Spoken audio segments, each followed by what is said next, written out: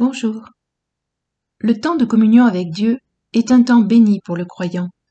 Il doit pouvoir en être ainsi que nous soyons seuls ou que nous nous rencontrions à plusieurs. Ce devrait être un moment de réel bonheur, de paix et d'adoration où l'âme s'élève au contact de Dieu et ressort fortifiée, grandie.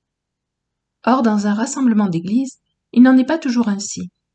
Sans qu'il y ait faute de notre part, sans problème particulier ayant trait au péché et qui n'aurait pas été réglé, sans convoitise, jalousie ou tension avec les autres croyants, on peut parfois ressentir une pression, une contrariété et même une angoisse.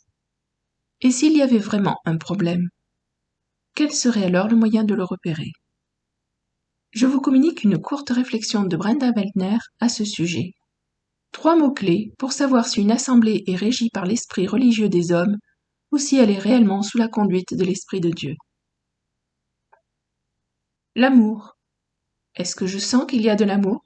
Cet amour fruit de l'Esprit correspondant au caractère de Christ? Dans un groupe de croyants, il faut rechercher la présence de beaucoup d'amour entre les frères. 1 Jean 4, verset 7, « Bien-aimés, aimons-nous les uns les autres, car l'amour est de Dieu, et quiconque aime est né de Dieu et connaît Dieu. » Est-ce que je trouve cet amour dans cette Église? La communion fraternelle se déroule-t-elle dans l'amour? La vie. Est-ce que je sens qu'il y a de la vie? Or, on repère la vie parce qu'elle est toujours en croissance, en expansion. Psaume 36, verset 10, « Car auprès de toi est la source de la vie. Par ta lumière, nous voyons la lumière. » Acte 17, verset 28, « Car en lui nous avons la vie, le mouvement et l'être. » On sait que quelque chose est vivant parce que cela grandit et s'accroît sans cesse. Une plante est vivante, elle grandit et s'étend jour après jour de façon visible. Il y a des feuilles, puis des pousses, puis des fleurs, puis des fruits. Il y a un parfum de vie.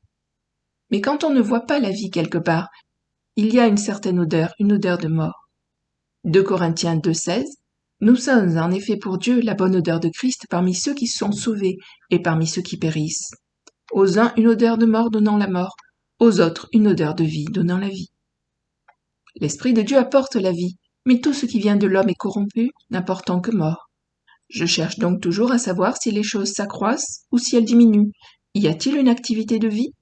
Ceci marque la différence entre un club fermé composé de croyants autosatisfaits et repliés sur eux-mêmes et une assemblée guidée par l'Esprit de Dieu cherchant sans cesse la gloire de Dieu en répandant la bonne nouvelle. La liberté. Est-ce qu'il y a de la liberté ici? Y a-t-il la liberté de commettre des erreurs? Y a-t-il la liberté de parler, d'échanger? Existe-t-il la liberté de donner? S'il n'y a pas de liberté et que tout est légaliste, alors quelque chose ne va pas. Quand des gens disent que les femmes ne doivent pas parler, qu'elles ne doivent pas prier ni rien faire, je constate alors qu'avec ce légalisme il n'y a pas de vie, pas de liberté et pas d'amour. Et dans de tels lieux, il y a une mauvaise odeur, une odeur de mort. Dieu dépose des dons dans les croyants, mais s'ils ne peuvent pas les exprimer, s'ils ne peuvent pas partager ce qu'il leur donne, ni le laisser grandir et se répandre, alors il y aura de la souffrance. Ces personnes sont brimées par le légalisme des autres. Ce qu'elles ont reçu de Dieu ne pourra jamais s'exprimer pour la croissance de l'Église. Ceux qui veulent agir par la loi, par le légalisme, ne seront jamais sous la direction de l'Esprit, parce que les deux s'excluent mutuellement. Voici quelques versets pour terminer. En 1 Jean 4, verset 1, l'apôtre de l'amour nous recommande « Éprouvez les esprits pour savoir s'ils sont de Dieu ». Ensuite, en 1 Jean 4, verset 8, il affirme que « Celui qui n'aime pas n'a pas connu Dieu, car Dieu est amour ». Et en 1 Jean 1, verset 2, il dit « Car la vie a été manifestée, et nous l'avons vue, et nous lui rendons témoignage, et nous vous annonçons la vie éternelle qui était auprès du Père, et qui nous a été manifestée. » Paul rappelle aux Galates que par son œuvre de salut, Christ a affranchi les croyants de l'observation de la loi. Ils n'ont donc pas à se replacer sous un joug religieux, mais à vivre leur liberté en Christ, dans l'amour et le respect des autres. Galates 5, verset 1 « C'est pour la liberté que Christ nous a affranchis. Demeurez donc fermes et ne vous laissez pas mettre de nouveau sous le joug de la servitude. » Galates 5, verset 13 « Frères, vous avez été appelés à la liberté.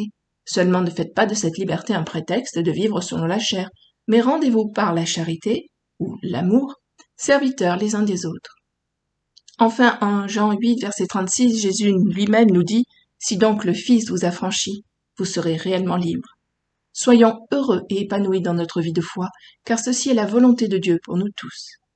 À bientôt, au revoir.